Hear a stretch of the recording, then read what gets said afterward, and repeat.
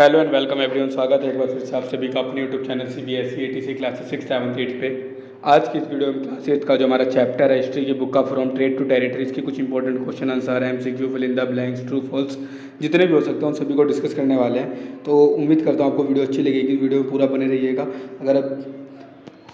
अगर अभी तक आपने हमारे चैनल को सब्सक्राइब नहीं करा तो जरूर सब्सक्राइब कर लीजिए, आपको आने वाले पेपरों में बहुत ज़्यादा हेल्प मिलने वाली है। पहला क्वेश्चन अगर हम देखें तो पहला क्वेश्चन हमसे पूछा गया है, the tiger of Mysore cold. Mysore का टाइगर किसको कहते हैं? शिवाजी को, वॉरियर्स को, टीपू सुल्तान को, या फिर नन ऑफ दिस। तो इसका आंसर हमारा हो जाएगा टीपू सुल्तान। टीपू सुल्तान को टाइगर ऑफ मैसूर भी कहा जाता है। Right to collect tax were granted to. वो जो राइट था जिसमें टैक्स कलेक्टेड करा जाता था किसको दिया गया था? दीवानी को, सिपोस को, अदालत को, या फिर नन ऑफ द अबव को। तो जो राइट टू कलेक्ट टैक्स था ये हमारे दीवानी को दिया गया था।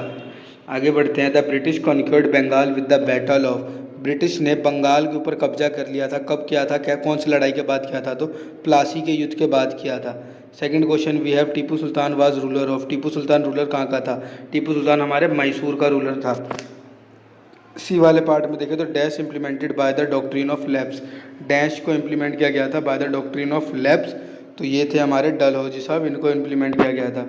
डी वाले पार्ट को देखें तो in western part of India the dash kingdom was located. Western part of India में डैश किंगडम लोकेटेड है, उस किंगडम का नाम बताना है। तो जो किंगडम लोकेटेड है उस किंगडम को हम मराठा किंगडम कहते हैं। आगे देखते हैं। Mughal become more powerful in 18th century. Mughal जो है वो 18वीं शताब्दी में काफ़ी ज़्यादा पावरफुल हो गए थे। ये बात बिल्कुल गलत है। 18वीं शताब्दी के समय में तो वो बिल्कुल ख़त्म हो गए थे उल्टा। बी वाले पार्ट में देखें तो बी वाले पार्ट में हमारे को दे रखा है, East India company was the only one who came to India for trading. East India Company एकमात्र ऐसी कंपनी थी जो इंडिया ट्रेडिंग के लिए आई थी। ये बात फॉल्स है।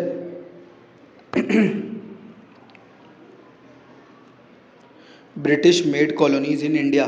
ब्रिटिश जो थे इन्होंने इंडिया में कॉलोनीज़ बनाई थी। सही बात है, इंडिया में कॉलोनी सिस्टम ब्रिटिश ही लेके आए थे। डी वाले में पूछा गया, India ruled by British 200 years. जो इंडिया था वो ब्रिटिश के द्वारा 200 साल तक मतलब रूल हुआ था, 200 साल तक कब्जे में था। तो ये बात भी बिल्कुल सही है।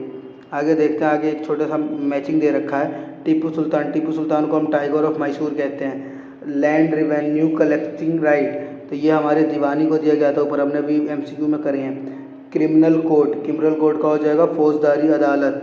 एंड सिपोज सिपाही। आगे देखिए, आगे दे रखा है डिफाइन द फॉलोइंग में फरमान। फरमान क्या होता है? फरमान को डिफाइन करना है।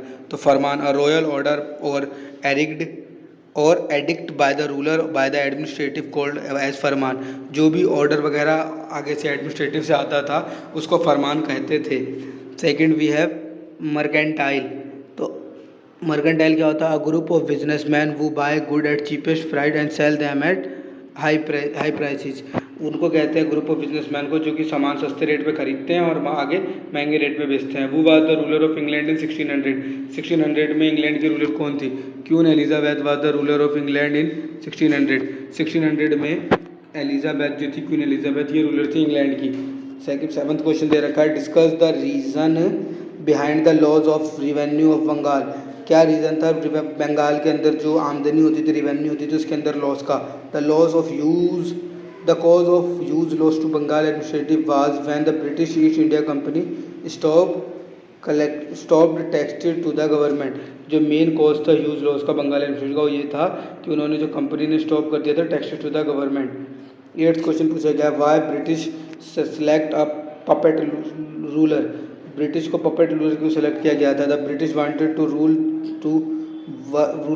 Wanted the rulers to work according to them so they choose the puppet ruler. British ही चाहते थे जितने भी जो रूलर्स थे ना, wanted the rulers to work, वो इस प्रकार से काम करे अकॉर्डिंग टू देम, जैसा वो चाहते थे। So they choose the puppet ruler, इसलिए उन्होंने पपेट रूलर्स को चुना था। 9th क्वेश्चन दे रखा है हमारे को, what do you think why Sirajuddaula lost the battle of Plassey. Sirajuddaula ने बैटल ऑफ प्लासी कैसे हारा? Sirajuddaula lost the war because of his commander Mir Jafar cause he did not fight in the battlefield. वो अपने कमांडर मिस्टर जाफ़र के द्वारा हारा था क्योंकि वो लड़ाई के मैदान में लड़ाई नहीं था। Jafar did not fight in the battlefield, बिल्कुल लड़ाई नहीं लड़ी थी। Battle of Plassey is famous for. Battle of Plassey किस लिए फेमस थी? The victory of battle of Plassey was the turning point for British and so the reason of being famous for this battle. जो battle of Plassey था ना, turning point था British का, क्योंकि उसी के बाद जो ब्रिटिश थे इनका राजवास शुरू हुआ था, इसीलिए फेमस रहा है। Discuss why British were attracted to India for trading.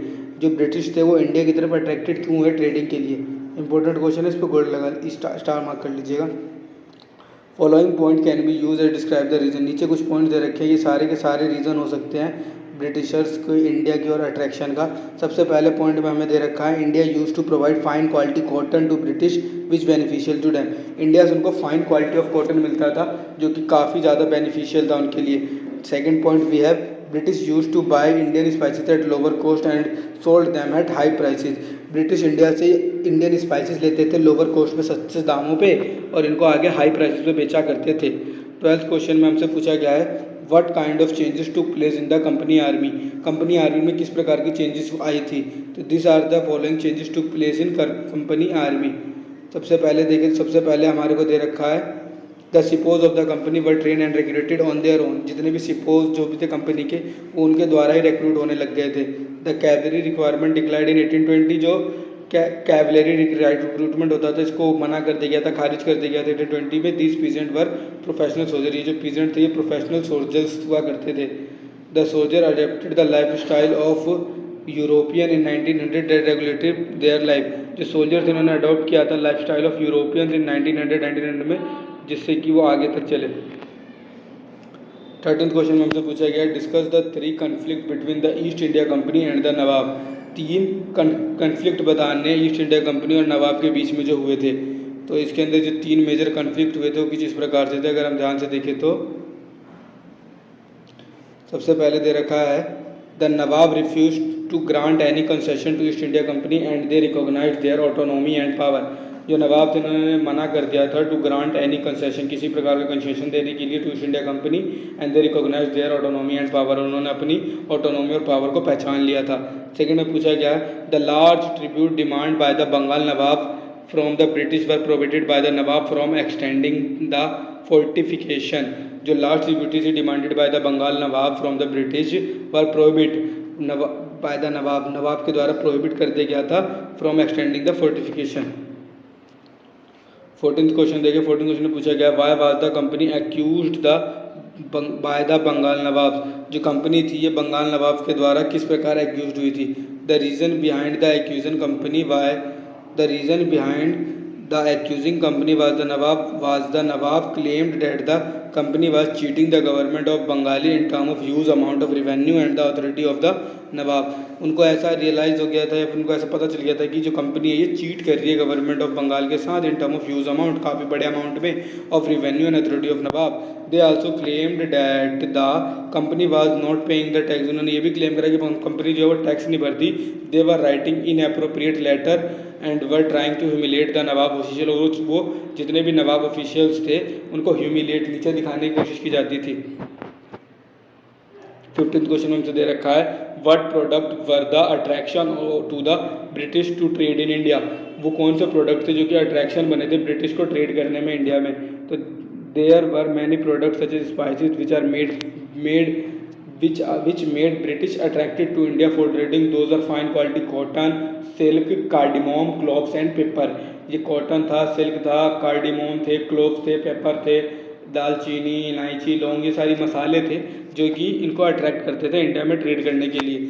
ये भी आपका इंपॉर्टेंट है, एमसीक्यू वगैरह के फॉर्म में आ सकता है। अभी 1-2 क्वेश्चन हमने इसको देख ही लिया है। 16th क्वेश्चन को देखें। 16th क्वेश्चन में हमसे पूछा गया है, how did East India company get benefits of diwani. East India company ने किस प्रकार बेनिफिट लिए दीवानी के। The East India company was appointed as the diwan of the Bengal province in the year 1765 by the Mughal emperor. जिनको अपॉइंट किया गया था by the Mughal emperor in year of 1765। So the company was allowed to exploit the huge revenue resources which solve the major problem they had faced. जिसने कि काफ़ी major problems को solve कर दिया था जो कि उनको फेस करना पड़ रहा था by the revenue. Now the East India company could finance their expenses and buy goods. The revenue made British able to purchase the cotton, textile, silk and maintain its troop in India. क्या हुआ उसके बाद फिर British India company able हो गई और वो आराम से सामान खरीदने लग गई और रेवेन्यू बनाने लग गई और फिर यहाँ पे उनका समूह रहने लग गया। 17 क्वेश्चन पूछा गया, what are the subsidiary alliance system. Subsidiary alliance system क्या होता है, ये क्वेश्चन भी काफ़ी इंपॉर्टेंट है, इसलिए इसको लास्ट में रखा था। The East India company used the subsidiary alliance to annex the existing Indian kingdom. जो ईस्ट इंडिया कंपनी थी यूज़ करती थी सब्सिडरी अलायंस सिस्टम को, जिससे कि कब्जा कर पाए इंडियन किंगडम्स के ऊपर। It disallowed the Indian ruler from having independent armed forces. इसके अंदर डिस अलाउड कर दिया गया था इंडियन रूलर को from having independent arm forces. They were force to pay the protection company offered. उनको फोर्स किया जाता था पे करने के लिए प्रोटेक्शन जो कि कंपनी ने ऑफर की थी। They use to get penalised whenever the Indian ruler did not make payment of acquisition of a portion of their territory. उनके ऊपर मतलब काफ़ी दिक्कत होने लग गई थी। इस वजह से भी as the result of the Awadh and Hyderabad state were lost to the East India company. और इसी की वजह से क्या हुआ, जो अवध और ईस्ट इंडिया कंपनी, अवध और हैदराबाद भी लॉस्ट करना पड़ गया था ईस्ट इंडिया कंपनी को। उम्मीद करता हूँ आपको सारे क्वेश्चन क्लियर होंगे। अगर किसी भी क्वेश्चन में आपको डाउट है तो कमेंट सेक्शन में पूछ सकते हैं। अगर अभी तक आपने हमारे चैनल को सब्सक्राइब नहीं किया तो एक बार सब्सक्राइब कर लीजिए और अपने दोस्तों के साथ भी वीडियो शेयर करना ना भूलें। मिलते हैं अगली वीडियो में, जब तक के लिए धन्यवाद।